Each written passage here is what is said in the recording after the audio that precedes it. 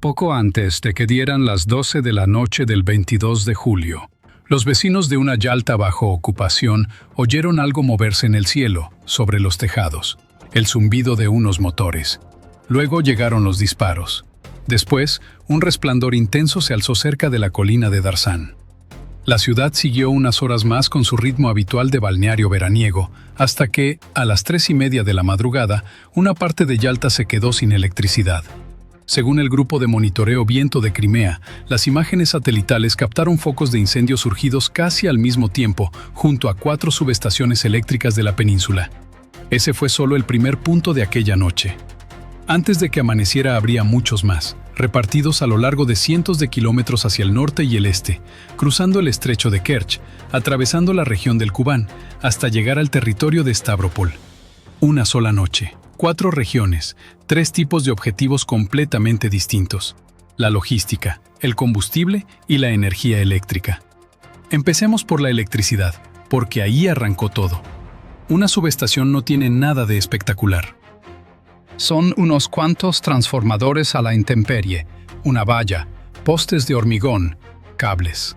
No se parece en nada a una instalación militar. Y sin embargo, sin ella no funciona ni una sola vivienda de los alrededores. La línea principal transporta la corriente a muy alta tensión, porque es la única manera de enviarla a grandes distancias sin perder gran parte de la energía por el camino. Imaginemos una tubería de agua que trabaja a presión altísima. No se puede conectar esa presión directamente al grifo de una cocina, porque lo reventaría todo. Hace falta un punto intermedio que reduzca esa presión hasta un nivel seguro. Eso es exactamente lo que hace una subestación, pero con corriente eléctrica. Recibe 110.000 voltios y entrega 10.000, y a partir de ahí, los transformadores de barrio bajan la tensión hasta la que llega a los enchufes de casa. Si se daña ese punto intermedio, la línea principal sigue intacta, la generación de energía sigue intacta, pero la ciudad se queda a oscuras. Por eso, las subestaciones se convirtieron en una categoría de objetivo por sí misma. Según fuentes ucranianas, en la noche del 19 de julio, unidades de las fuerzas de sistemas no tripulados alcanzaron 13 subestaciones eléctricas, 8 de ellas en Crimea.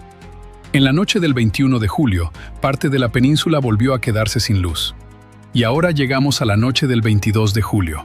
Explosiones en Yalta, Alushta y Feodosia. Según testigos locales, la subestación de Alushta recibió el impacto y en Yalta ardió un gran nudo energético. Otro de los puntos señalados corresponde a la subestación de Masandra, de 110 y 10 kilovoltios, cerca de Yalta.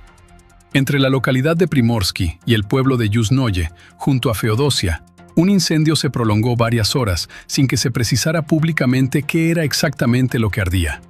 Por la mañana se vieron drones sobrevolando Sebastopol, en las zonas de la central térmica de Balaklava, la estación ferroviaria de mercancías, el Cabo Fiolent y las bahías de Kosacha y Omega. Los vecinos hablaron de la actividad de grupos móviles de fuego. Un grupo móvil de fuego es la respuesta más elemental frente a un dron, una camioneta, una ametralladora, un foco, un puñado de hombres. Se puede trasladar en media hora y colocar en la ruta de aproximación. Frente a un objetivo lento y de baja altura, funciona.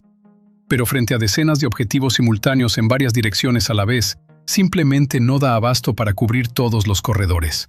Por eso, aquella noche en Crimea se disparó mucho, y aún así, el fuego siguió ardiendo igual. A las 4:02, hora local, sonó la alarma antiaérea en Krasnodar. Lo confirmó el alcalde de la ciudad, Yevgeny Naumov, según el cual las fuerzas de defensa antiaérea repelían un ataque de drones. Las sirenas resonaron por toda la ciudad. Pocos minutos después, una columna de fuego se elevó sobre la zona industrial del noreste, visible desde distintos puntos de la ciudad.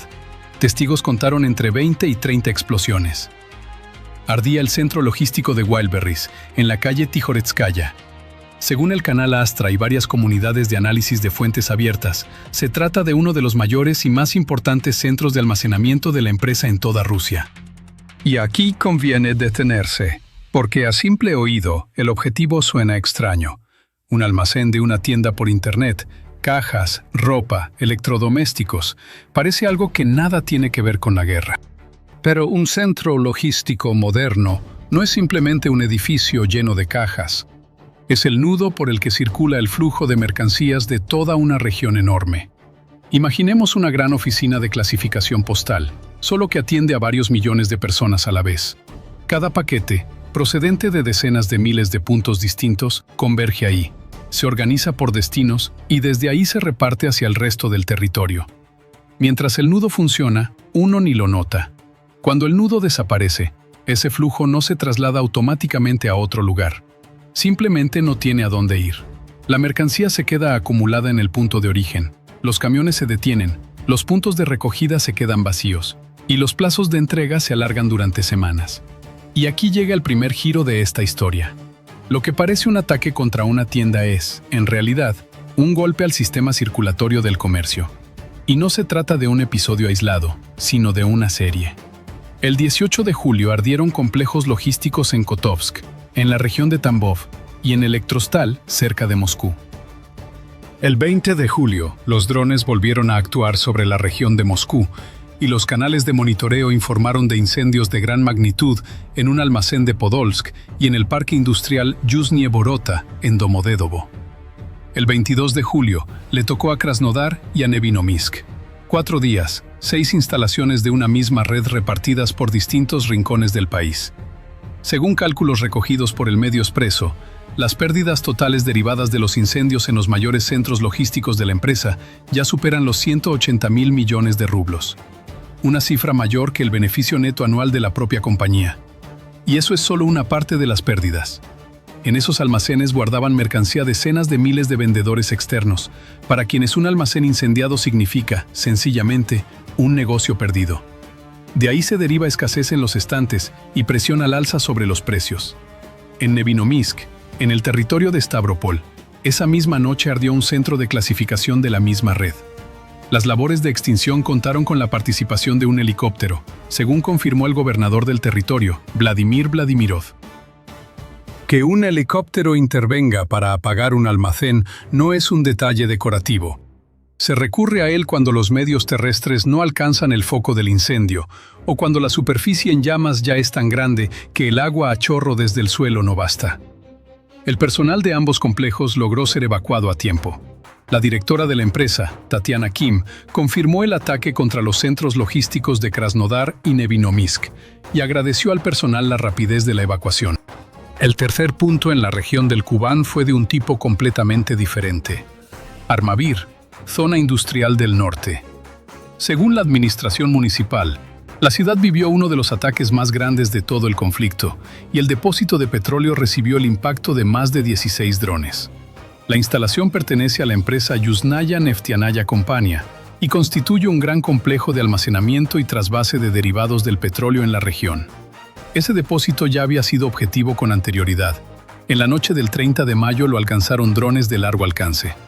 Y aquí empieza la parte más reveladora de la historia, y tiene que ver con los números. La oficina de prensa del Ayuntamiento de Armavir informó de que la superficie afectada por el fuego fue de 80 metros cuadrados. Al mismo tiempo, la agencia rusa Interfax, citando a esa misma administración y al canal Astra, difundió otra cifra bien distinta, unos 800 metros cuadrados. Una diferencia de 10 veces, y ambas versiones proceden del lado ruso. Conviene no mirar esto como una simple discrepancia de cifras, sino como la aritmética de los medios de extinción empleados. En las labores participaron 9 unidades de equipo especializado y más de 40 bomberos. 80 metros cuadrados es, más o menos, la superficie de un piso pequeño. Eso lo apaga una sola dotación en cuestión de minutos. 40 personas y 9 vehículos no se movilizan por un piso. La cifra se desmiente a sí misma y precisamente por eso resulta tan reveladora.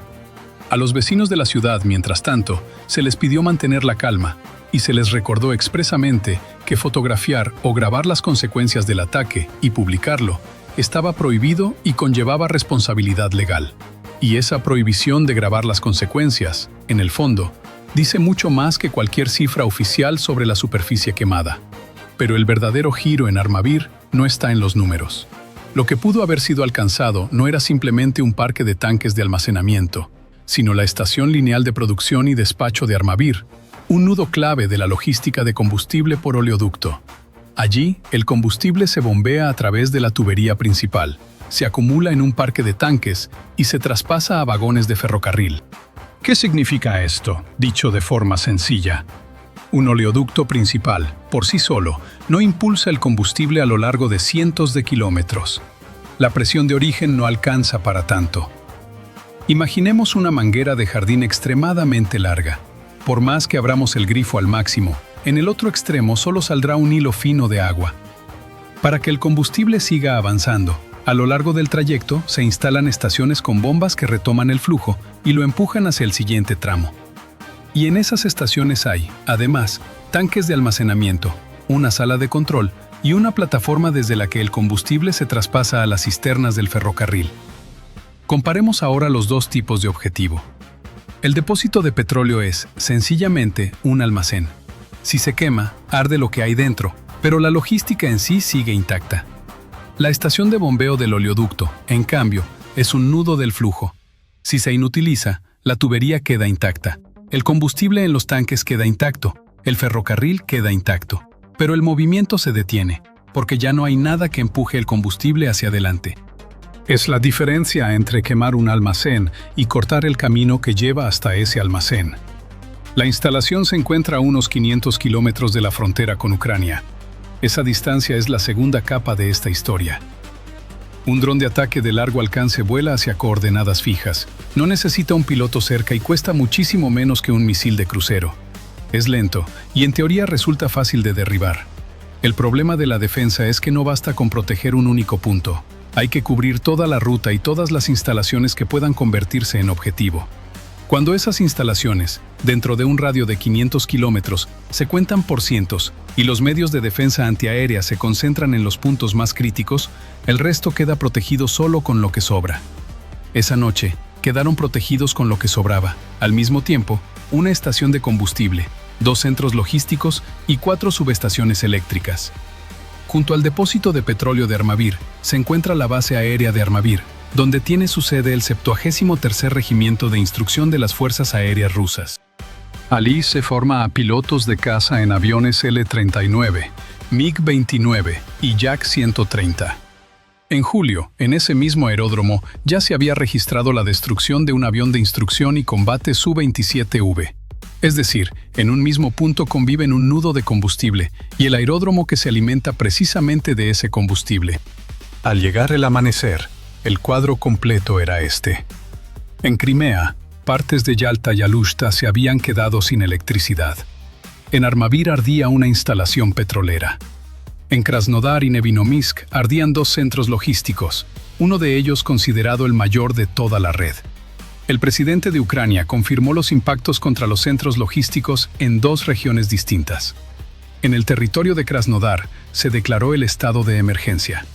Y aquí termina la parte que habla de instalaciones y empieza la parte que habla de personas. El ataque en Krasnodar cayó sobre la zona industrial, pero en esa ciudad la zona industrial no está separada de las viviendas.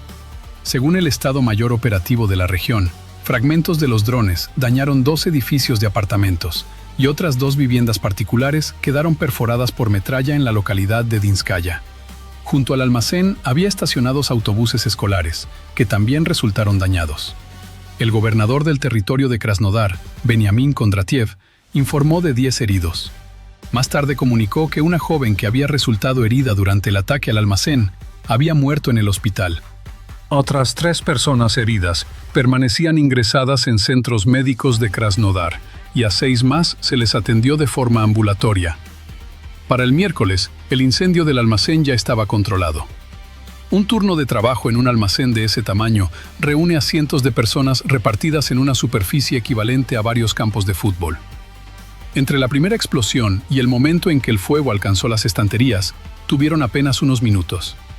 En ambos complejos, tanto en Krasnodar como en Nevinomisk, se logró sacar al personal a tiempo. La gente salió y se quedó mirando cómo ardía el lugar donde, una hora antes, había estado trabajando con normalidad. Una sola persona no llegó a salir.